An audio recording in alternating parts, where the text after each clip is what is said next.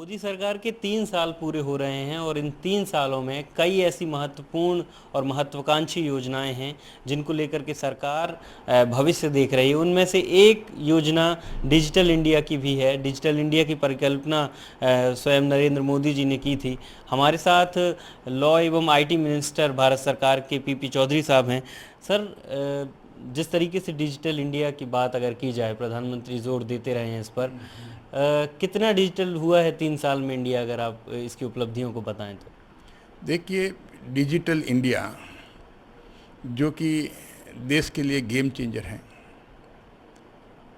2024 तक जो digital economy होगी देश की, वो $1 ट्रिलियन, मतलब कि 600 लाख करोड़।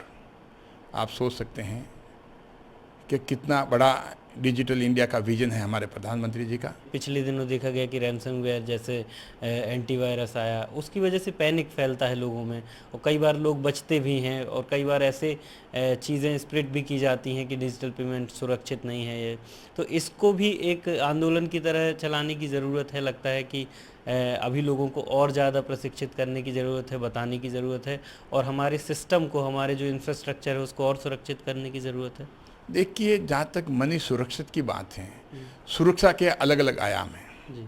जहाँ केस को सुरक्षित रखने के हैं, उसके आयाम अलग हैं, जी। उसको भी सुरक्षा चाहिए, जी। चाहे हम कैश रखें पास में, और चाहे डिजिटल पेमेंट की बात है, चाहे डिजिटाइजेशन में जाएं उसको, तो उसमें भी एक सुरक्षा की ज़रूरत है। दोनों में अलग अलग आयाम हैं, दोनों का अलग अलग सुरक्षा के तरीके हैं।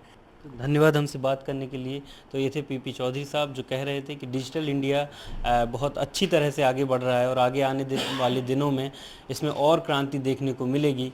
साइबर सिक्योरिटी को बताया कि और ज़्यादा चुस्त और दुरुस्त करने की ज़रूरत है।